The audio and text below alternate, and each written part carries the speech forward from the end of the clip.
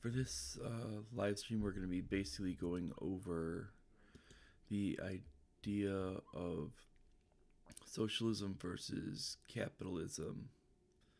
From the idea of input and output, we're also later going to be going over the idea of fairness and equality. Now, for the idea of fairness and equality, we're going to have to go over the idea of what each means from the actual definition, and we're not going to take the ideas from these ideas from what they've tried to do from such things from social justice. We're actually going to be taking directly from the actual definitions from Merriam-Webster. Now, to start here, we're going to go after the points of socialism versus capitalism. Socialism is basically a government that's based on centralized government. Is basically a economic system where it's centralized control for everything, and everything starts at the top. Now, the input is basically it's they're going to promise everything to you. Obviously, the free college, free college. The free money, obviously, when we see the Green New Deal, free college, free money for people who don't want to work, all these other free building upgrades, the free cars, the free food, the free healthcare. I mean, it's been what he called, or even just the affordable cars and the living wage and all these other things throughout history they've done with it, and pushing for companies to work, companies to be for the people with it, and having the companies being pushed to be owned by the people, and we're basically essentially crushes the idea of business ownership and entrepreneurship. This is basically the input of the point. Now, what's the result is we have to look at it realistically, and nothing positive has come out of any of these things, because we can't just start like with what these socialists want to do with it. We can't say, oh, democratic socialism is different than any other socialism. Well, we can't state that. We have to state it as is with it, because if their platform is identical, we have to state it as identical to what it is, and they're identical to National Socialism as well. When if their statement is identical to National Socialism, we have to treat them as such, and other areas as direct socialism, as even as far as communism, and we have to treat it as such, and we cannot ignore that. And when it comes down to it, we have to start looking at the fact of what's actually interesting about it and what the actual output is. And we see the output is a very, very scary output. And that output is what we call the result. Now, the result is where you end up having serfdom, which is basically the leaders at the top and those who tend to fund it. Now, this is why you're going to see, which is very, very interesting, which is a lot of these left-wing billionaires will be more than willing to supply them money, because because a lot of times what they're doing is these people will essentially be made to have a situation to where their money is going to be secured from the idea of the taxation, and from being ground from the situation, because they're going to be considered financial allies of the actual system. Because without that, these people could not be reelected. If they actually destroyed these businesses, they could never be reelected to the system. This is why they would never attack those type of billionaires or multimillionaires. So what ends up happening is we see that the only way they could get reelected is they must go after everyone else who is under that status. So what ends up happening is we see that they'll make they'll basically essentially create certain zones that are economic free zones that are basically specifically targeted for these billionaires, and then every other billionaire that's basically out of these zones is going to basically have their business stolen, and that's what's going to happen. And that's basically what the whole plans end up being, and this is what ends up happening. Now, where you basically have systems where the richest don't back the development of these the business owners don't back the candidates, you will have situations that are a little bit different. But in this case, the United States is a little bit different. So what we're finding is that we are finding these wealthy candidates who are backing this socialist system because they believe they can spread it to other nations, and they believe that they can be influential in this system, and they pretty much create these economic free zones, such as there's economic free zones in Virginia that are actually where capital gains are not taxed, and that's deliberately done where so you can have these left-wing billionaires not have their money touched, and most of their gains are in capital. Most of their money is in capital gains, and that's for the sole reason of that. And what we see that is because of it's a definite targeting. And when we look at this output is going to basically be, when we see this, is we know these programs fail, because the fact is central control is bad with it. We've seen just with our own country. When we look at our own country, is we don't have a pure capitalist system. We have a system that's actually leached in with socialist centralization anyway. And we have certain things with it, such as the VA. The VA is a universal health care. That's a disaster. We have even just basically we have just even systems of when they talk about Medicare for all, well, the Medicare system's broken to begin with, and the Medicaid system is another one that's government-controlled healthcare as well, and that's broken as well. When we look at this, now when we start to look at because very few people take it because the government is underpaying for the value. Now when we start to look at the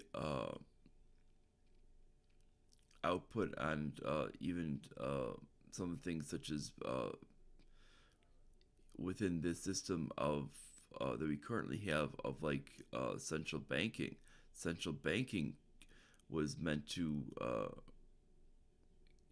eliminate or at least smooth out the business cycle, and actually they've created a boom-bust cycle, which is actually not only did not smooth out the business cycle, it actually made it even worse. You have to understand this basically is about 16 years after it was created, it actually created the first major crash. And then you had a president with FDR from that point actually creates do the New Deal with it. The New Deal was so good. Not only was that so good to combat the crash, he had not only did it work so well that he had to actually do it again. So when we see this, we see that we tried kind of a halfway thing with it. So so it shows on the input that that people out there know that this output does not work on even just going to a halfway point. And when people like Andrew Yang state that we need to go to almost a halfway point, we've already done the halfway point. And we can see that on this halfway point, that what we've seen on the output is socialism does not work, because the outcome with it, and then we can see that that it's just the way things happen. Central planning doesn't work, because even on the most benevolent leaders, we're talking it can't centrally plan what the actual economy does with it, because you have so many aspects it would have to essentially plan to essentially replace what the market does, and no human knows what exactly the market wants, and it cannot adjust for that, and it's impossible, because it essentially would have to essentially do this. It essentially would have to essentially plan and adjust on the market how the actual market wants to actually function, and it would have to do adjustments almost second by second, and that's impossible, because when they do these adjustments, they're doing these adjustments basically a lot of times, just talking banking alone, they're doing these adjustments basically at best month by month, and sometimes they're doing it quarterly. They're doing their adjustments, and that's not good enough for what's equal to the actual market itself. A market itself is actually doing adjustments quicker than every second. I mean, you look at the actual stock market. That's the actual market adjusting itself. When with the actual market dealing with itself, and you see how fast those numbers run. That's not every month adjusting itself. That's not a one adjustment every month. And if they can't run that fast, they should not be making any adjustments. And that's even with some type of intervention with the way our central banking is working, and but they're still making the adjustments with that fact.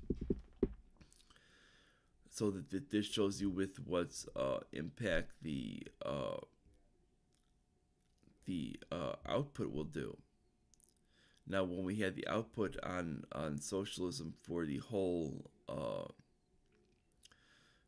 system, this shows that it's going to be completely way too slow, completely ineffective, because you're trying to have between one person to a group of people handle for what a whole country of people that would be in the market would actually decide.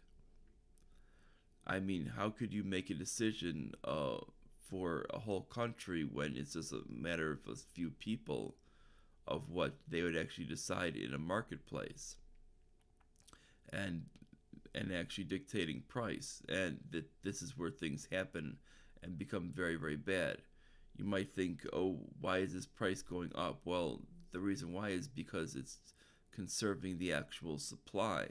Because if you didn't, then actually later on down the road, people would starve to death on food. And that's why prices go up and down. And it's basically so people so people won't starve to death. Number one, and number two is the actual species that you're actually bringing in, such as might be like fish or something, so they don't go extinct because you're having to bring in too many. And this is a major other factor as well. So for those that are concerned about the environment, that's another factor as well, because those that are actually in low supply are going to be coming out there in the ocean. They're going to be coming in at lower supply, and they need to gather a much higher price. You cannot bring them in at lower price with it saying, "Oh, but the people can't afford it, so let's put it in a lower price." Because then people are just going to buy more because of the fact is they're a lower price. Then you wipe out a species because of that. That's how species get wiped out, because, and then there's none of them left because of socialism. That's how these things happen, and that's what happens on the output now from these things. And people need to understand that. And this is eventually you get to these points where you get people starving to death, and you even get people that have said in the past, like Bernie Sanders, saying food lines aren't a bad thing. Well, yes, they are. People should have full access to the food that they want, and there shouldn't be a shortage because we have some type of central planner that made these decisions, and then all of a sudden there is no food because people were basically didn't understand that because there is centrally devised prices cause eventually cause a situation where there eventually developed a massive shortage because the prices remain the same even when there was limitations. Now you have these long food lines, and because now there's limitations of food,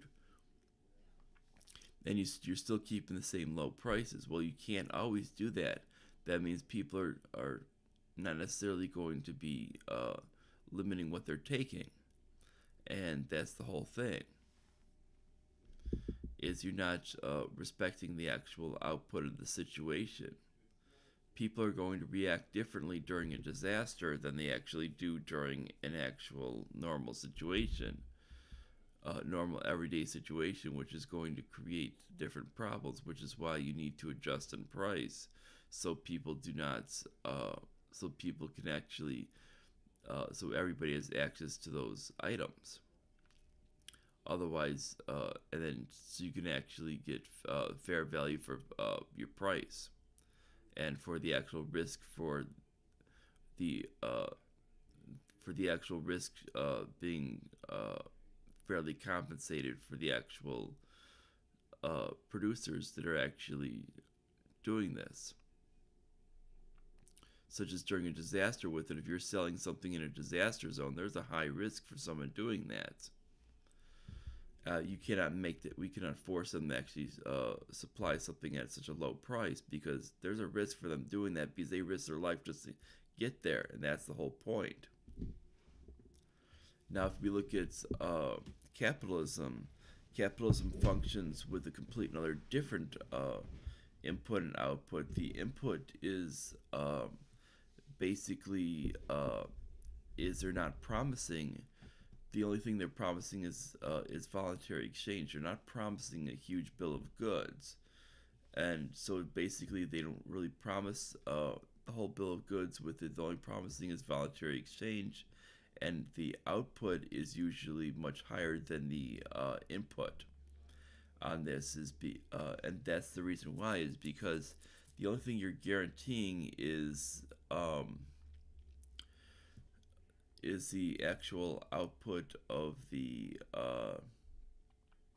system. And people think that capitalism is evil.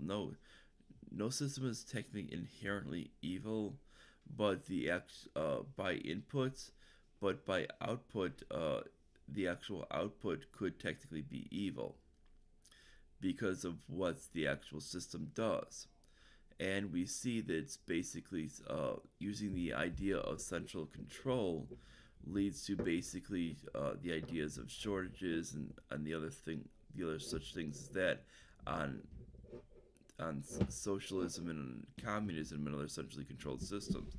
But pure capitalism, which obviously we have not had for over 100 years, we have some type of mix between capitalism and socialism that we can easily change around with it, but we have a lot of people blocking that. And we can easily do that. And what it basically does is the input is leads to nothing but voluntary exchange. Now, to get to this point, we'd have to get rid of some of these segregation laws because we'd have to say that people are allowed to make their own free decisions of who they want to serve and who they wouldn't. Now, the market would punish those who refuse to serve others with it because there's the way it would do that is it would punish those by someone's always willing to accept someone else's business. And it's not going to be like where a whole city's going to say we're not willing to accept your business because the fact is when there's money out there to be made, someone always steps in. Money is always if there's money to be made, someone is always going to want to come in there and make it. And it doesn't matter what someone says, oh, there's racists and there's bigots out there. It doesn't matter. There's always going to be someone else out there who's going to pop up with a business and say, I'll take your money. And that's the way things go in a capitalist society. Now, in a socialist society, you might not get that. Because the fact is you might not get to that point with it because we're seeing in situations such as China where they're having these social credit scores because they've developed that where you might not even have the access to such things. And that is another part of the output to such services. And you're limited on what services you can access. Now, the output of capitalism is basically if you can afford something, you can purchase it because there's always going to be a business that you can voluntarily exchange with as long as all you have to do is not engage in force. Don't force someone to do something against their own will. And that's the idea of capitalism. Where crony capitalism or fascism, if you want to call it that, is basically where you start to engage in the ideas of basically force force and the ideas of basically where people are gaining people are gaining through the actual government at the behest without voluntary exchange, and that's by using a system of force, by using actual government taxation, which is by using which is money gained by force. So when we're looking at that is when we start to go around that, we'll actually see that's against the basic laws of capitalism and against laws of voluntary exchange. So when we go to a true capitalist system, you'll see that it's only about voluntary exchange. Now, voluntary exchange is what develops such things as you'll see people are free to invest with who they want to invest with. They're not forced at gunpoint. People are free to develop whatever products they want to, and it's what's developed many different items throughout the years. Now, when we look at the development of business from capitalism next to socialism, you'll actually see this is a major thing from input to output. Socialism tries to perpetuate itself as from a lot of these people as it can develop just as much. Well, when we look at historically, we see very, very little examples.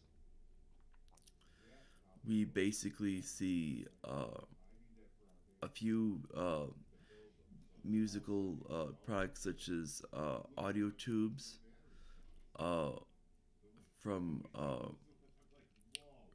Russian from Soviets satellites during during their time when they were in the Soviet Union, such as like Yugoslavia, when back when they were in the Soviet Union.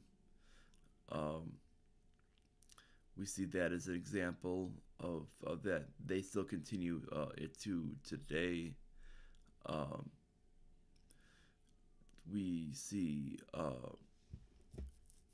other cases like and then the only other case we see is the automotive with the case of the Ferdinand Porsche and Adolf Hitler designed Volkswagen Type 1 or Beetle.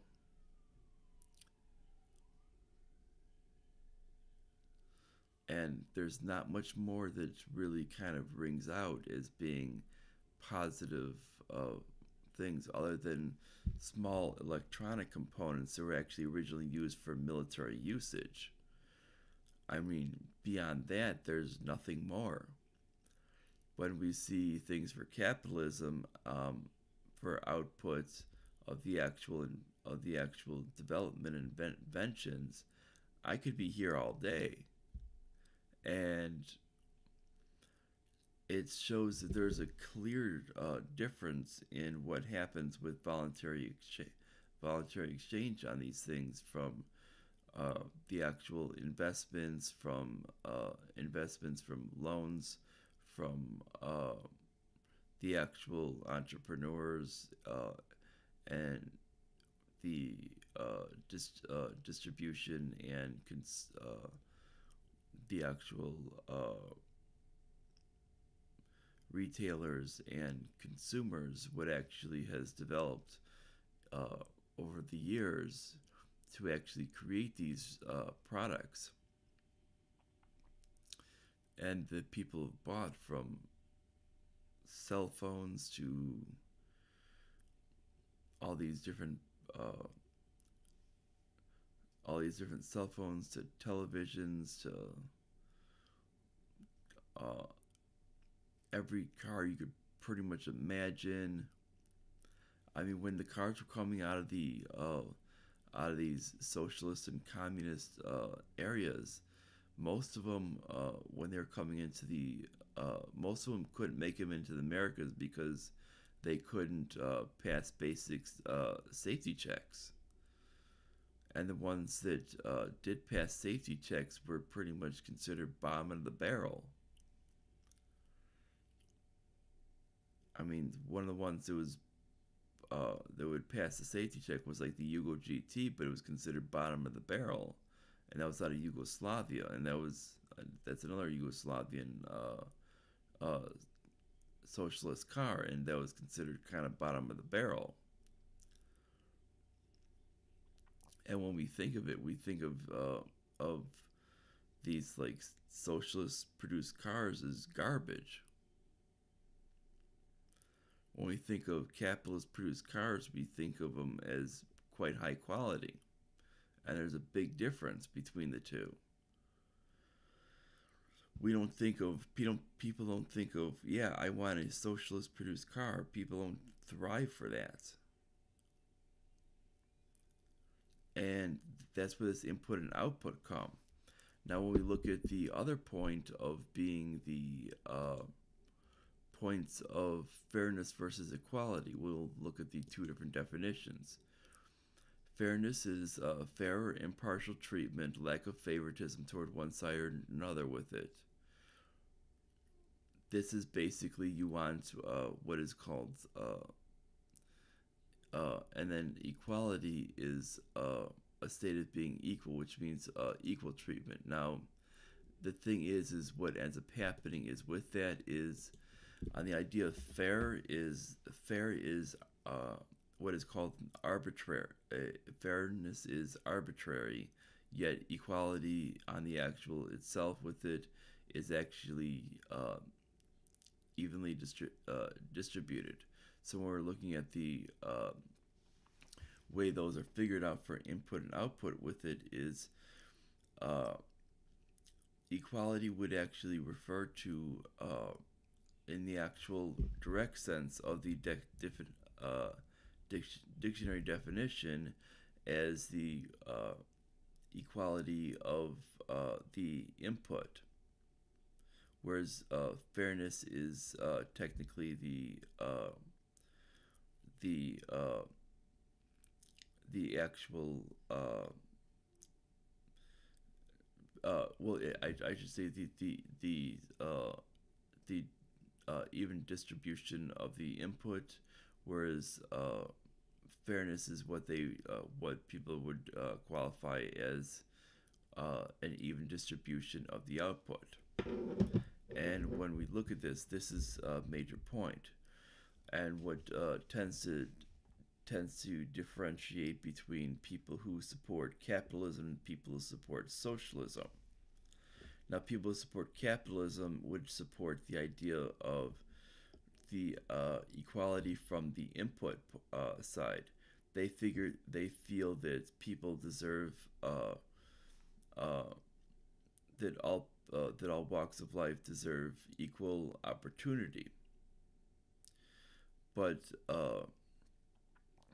what ends up what we see is on the other end is we see people on socialism feel that feel they want everybody having equal results. Well, that's not, you can't guarantee that, because when we look at that, is that means that not is that means that you are essentially taking that input and you essentially have to skew that. Is when someone else has a when someone else puts a higher input in, essentially you'd have to lower that down or raise it up depending on their situation.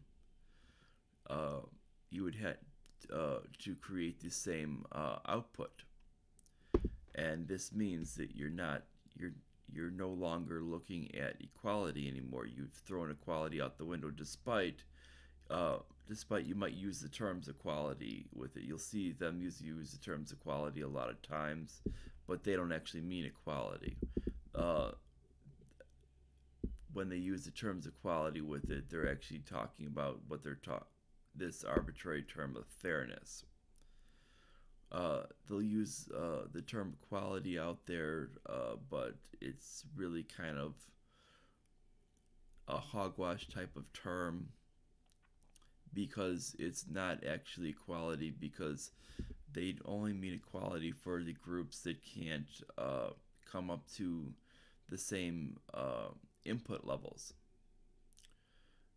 And if these and for the groups that can't come up for identical input levels, they would say that uh, this that it's not equal. Well, the fact is, you're not going to get equal input levels, and that's the whole point.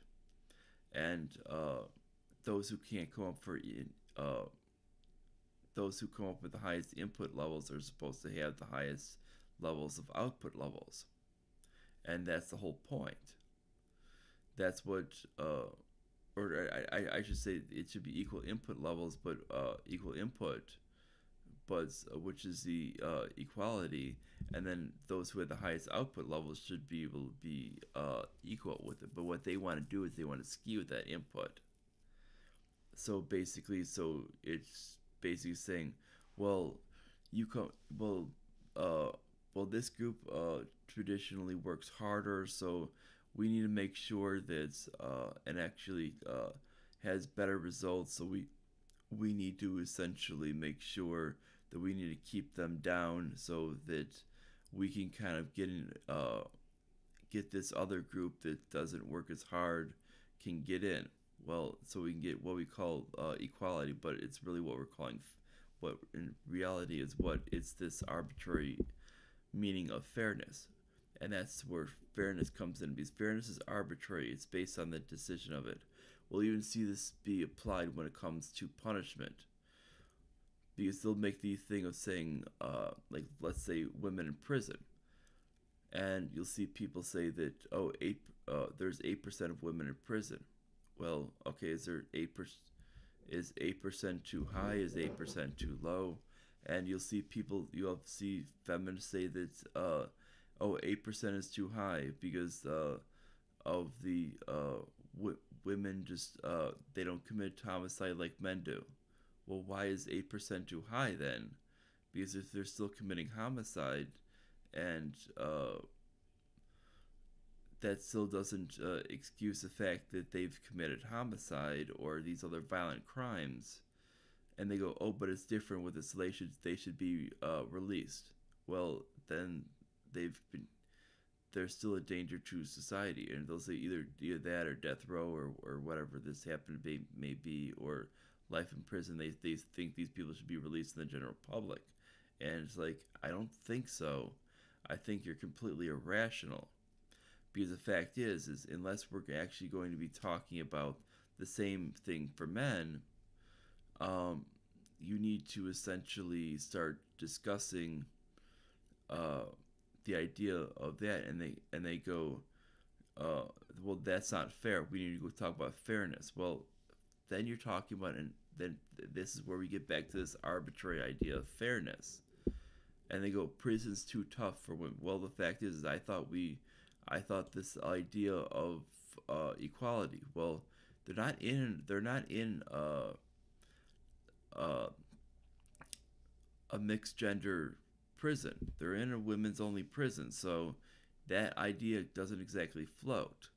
So this is why when we talk about these inputs and outputs, why it's very, very important on these two points is you cannot state that fairness even matters. There should be no such thing as fairness when making decisions.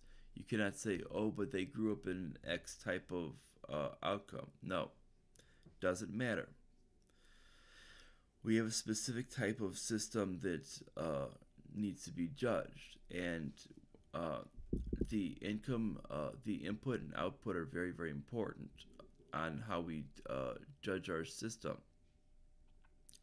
And we can have discussions over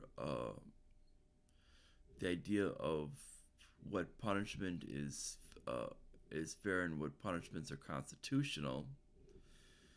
But the fact is you cannot say by gender, gender is what by gender or by what race is a fair punishment. That's not lawful, because you're basically escaping out from the actual punishment itself.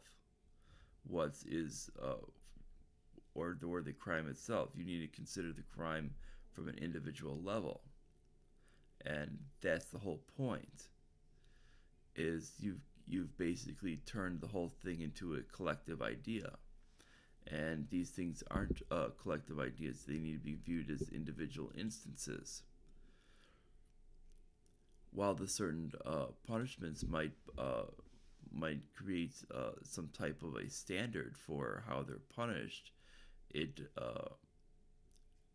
in the criminal courts, where basically it needs to be understood that there's not going to be a standard.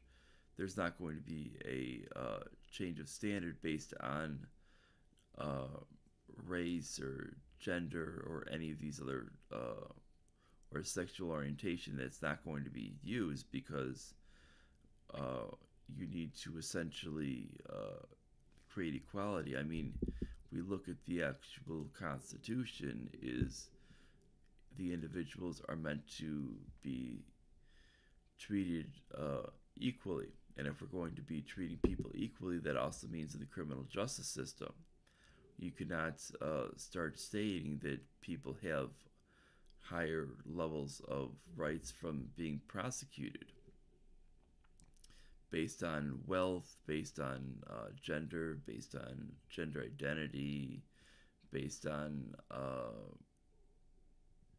race, based on any of these things, because when you start doing that, and you say and you're saying you're going to judge things on fairness. Well, it's not based on fairness. There's no such thing as fairness in uh, in the out there. It's equality, and it needs to be equal amongst all, and it needs to be equality based on the dictionary definition. The the equality or state of being equal, and it cannot be some type of social justice meaning of equality. It has to be based on the actual dictionary definition. And this is where we actually judge people based on the input of equality. Doesn't matter if we're talking about on the positive end of who gets a job, who gets into schools, which is why affirmative action is always negative, which it's done in affirmative action is always done in racism. And this is why we shouldn't be considering race at all with schools. And this is also why with when we look at the criminal justice system, why gender and race should not be considered either, because it doesn't matter who committed the crime should be viewed as itself. And if we're talking that's one certain race is going to be guilty of the crime with it more often with it, or one certain gender, we need to ask what's happening with it. Is it the actual policing of a certain area that's causing it, or is it some type of reason from the actual cities themselves? Then we need to start debating those things with it. And is it from are these really violent crimes that are the problem, or what? But the fact is those are other areas. Those aren't discussions from the actual judicial spectrum of what's equal. And you can't just say we're just not going to punish because of color of skin, or the gender of someone, just because, or we're going to punish less, or we're going to release these people because we just don't think it's fair. Well, we didn't arrange a country based on that. Those other things are those other points are policy discussions, and that's not meant for the actual judicial system. The judicial system is solely meant on the input and output being based solely on equality. It needs to be equality in and equality out. So when you have the actual point of equality coming in, it should be equality coming out. And it's very, very simple. There isn't anything about social justice or any of this other garbage. And that's why you have it there. That's why you can't do that. And it's you're creating an unfair system of laws then. You're basically saying we're going to basically punish this group of people but not that group of people. And it's going to be unfairly done. Or we're going to basically let these group of people in schools but not these group of people. Well, why? Oh, because they're a different race. And that's completely unfair, because the fact is you're basically punishing based on racism. And the fact is racism is wrong. And we need to understand that there's no such thing as reverse racism.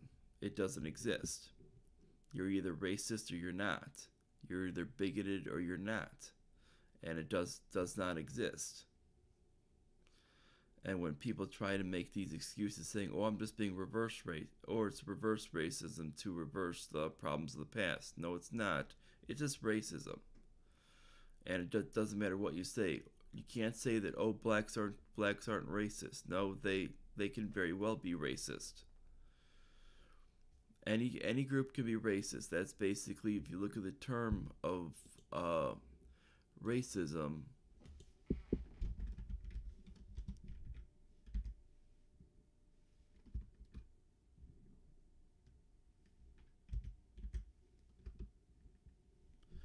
you will see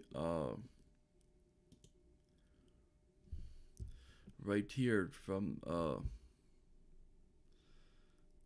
basically is from Merriam-Webster is a belief that a race is the primary determinant of human traits and capabilities, that racial differences proves inherent superiority of a particular race. So any idea of that even applies to the idea of blackism as well, what we've seen kind of in recent time of any type of superiority of one race or another. This is something that's kind of popped up in recent time. Now, it doesn't matter if we're talking about Jews believing they're the chosen people, or any white supremacy, or this blackism thing that's popped up out there, or these black supremacy groups, like which would be what that is. A let's see, or it says right here, number 3, which is a racial prejudice or discrimination. Now, it doesn't say that what it called anything about reverse. Here it says a political or social system founded on racism. This is right here. That would be the idea directly what would be founded on affirmative action. That would be founded solely to keep other groups down while you're trying to pump other groups up. That's founded solely on racism. A doctrine or political program based on the assumption of racism and designed to execute its principles. That would be affirmative action. That is the definition of racism.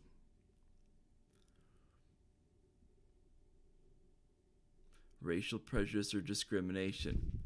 This means that any group itself can be racist. It does not say anything other than that.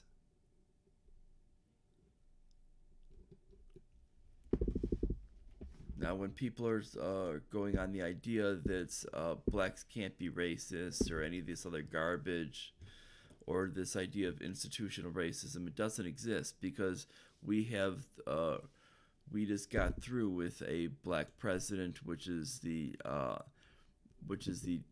highest position in the land. We have plenty of blacks in business. I mean, if you look at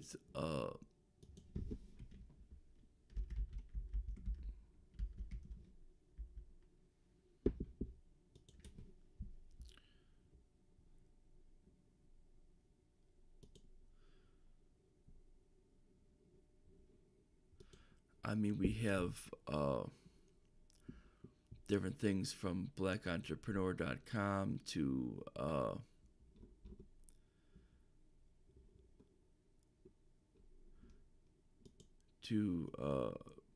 blackenterprise.com, which are basically magazines that are basically set for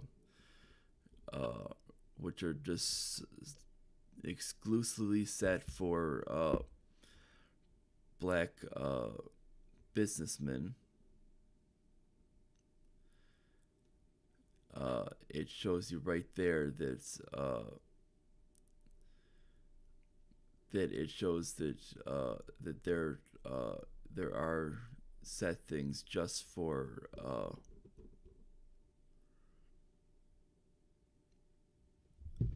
there are actually magazines out there set just for black businessmen alone, or black business magazines alone. Now, You don't find that with any other race, and that's the whole thing that needs to be understood. So if there were if there were actually institutional racism in business or politics, I've kind of disputed that. We have the Congressional Black Caucus. We just got through with having the black president. We have uh, we have actually a couple actually black uh, entrepreneurial magazines. We even have other magazines that actually showcase top black entrepreneurs. I mean, and there's we could pretty much showcase a bunch of top entrepreneurial CEOs on top of that. So it's not exactly small time when we look at this. So it's the idea of this institutional racism is not even legit from an actual theory. What's actually causing any type of problems is actually the actual policies of many of these cities that a lot of blacks live in, but that's a complete and utter issue. And we have to actually look at that. We can look at that, but that's a different issue. That's not caused by race. That's not caused by racism from an actual people themselves, but actually a party themselves. One specific party. Let me tell you, it's not the Green Party. It's not the Democrats. It's not the Justice Party. It's not the Republicans. Not the Libertarians. You could probably guess which party it is. And they've been in control in these cities for well over 100 years. And this party loves FDR as well, the man who interned the Japanese. So you could tell that they're definitely racist. The party of Ralph Northam, the one who loves the KKK. So when we're talking about that, that's where, if you want to know where racism is coming from, you can definitely see that is it. So if you vote that way, and if you expect and you don't and expect racist policies to go away, guess what? You're not going to have them go away. And you expect the policing, the over policing of areas not to go away. Well, guess what? You expect the war on drugs in your region to not go away. That's the reason why it's not going away, because you ask for a bunch of free stuff, and they need that revenue to come up, so they're basically going to be harassing you. And that's where all this stuff is coming from.